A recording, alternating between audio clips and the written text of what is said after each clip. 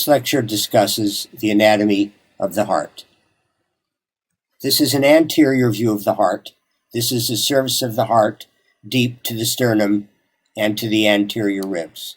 We note that most of the anterior surface of the heart is formed by the right ventricle, and that the right border of the heart is formed by the right atrium, and the left border of the heart is formed by the left ventricle. The borders of the heart will become important to us later when we examine X-rays of the chest, where changes in the position or visibility of the borders may be diagnostically important. This is a posterior inferior view of the heart. We see that the left atrium is posterior, up against the vertebral column and the esophagus. The right and left ventricles sit on the diaphragm, forming what is called the diaphragmatic surface of the heart. This is a superior view of the heart. The pulmonary trunk, aorta, and atria have been removed in order to show the position of the valves of the heart. We see that the valves are close together because of embryologic development. Anteriorly, we see the aortic and pulmonary semilunar valves.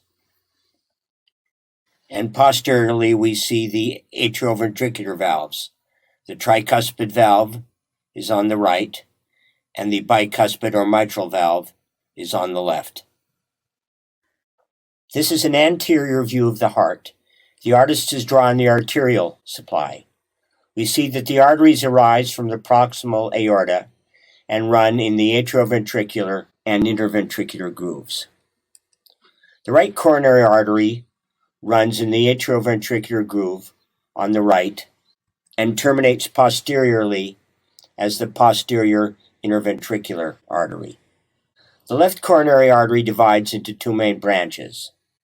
The circumflex branch runs in the atrioventricular groove on the left, and the anterior interventricular branch, or left anterior descending, sometimes called simply the LAD, runs in the anterior interventricular groove, and it is the main blood supply of the left ventricle. This is a posterior view of the heart from below. It shows the cardiac blood returning through the coronary sinus to the right atrium. This is an interior view of the right atrium seen from the right.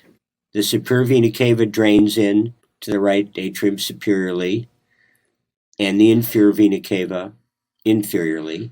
And adjacent to the opening of the inferior vena cava, we see the coronary sinus, where venous blood from the heart returns to the right atrium. We see the interior of the right atrium has both a smooth and a rough part. The smooth part is derived from embryonic veins which have been incorporated into the right atrium, and the rough part represents primitive heart. We see that there's a junction between the smooth and rough parts called the crista terminalis. The fossa ovalis is a small depression on the intraatrial septum between right and left atria. This is a remnant of an embryologic structure, the foramen ovale, which allows placental blood to pass from the right heart to the left heart to reach the systemic circulation. We also see a glimpse of the tricuspid valve, or right atrioventricular valve, which connects the right atrium and the right ventricle. This is an anterior view of the interior of the right ventricle. We now see the tricuspid valve, and we see the chordae tendineae, commonly called the heartstrings, which connect the cusps of the valve to the papillary muscles. The papillary muscles act to keep the valve closed during contraction of the ventricle.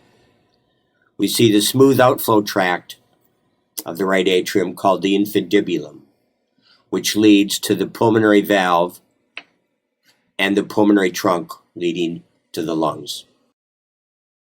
This is a view of the interior of the heart from the left. We see the thick left ventricular walls. We see the mitral valve and its papillary muscles and chordae tendineae.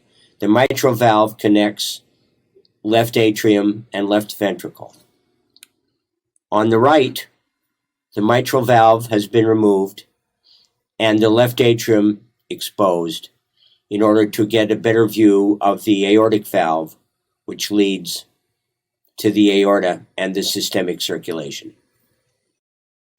We return to this superior view of the heart with the atria removed and the pulmonary and aortic vessels removed at their base. We see that the aortic and pulmonary semilunar valves are anterior, and that the atrioventricular, the tricuspid and mitral valves, are posterior. This view shows the position of the valves in systole when the ventricles are contracting. The aortic pulmonary valves are open to allow blood to flow to the pulmonary and systemic circulations, and the atrioventricular valves are closed. Closure of these valves produces what is called the S1 heart sound. This image shows the position of the valves in diastole when the ventricles are filling. We see the atrioventricular valves are open, and the pulmonary and aortic valves are closed by back pressure. Closure of these valves produces what is called the S2 heart sound. This is a schematic representation of the cardiac conduction system. The heartbeat is initiated by a pacemaker in the right atrium called the sinoatrial node, or SA node. From the SA node, excitation spreads along the walls of the right and left atria to reach the atrioventricular node, or AV node.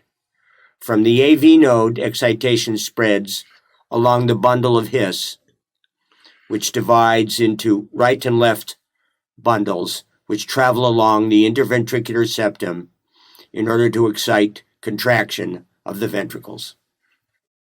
This would be a good time for you to review physical exam of the heart.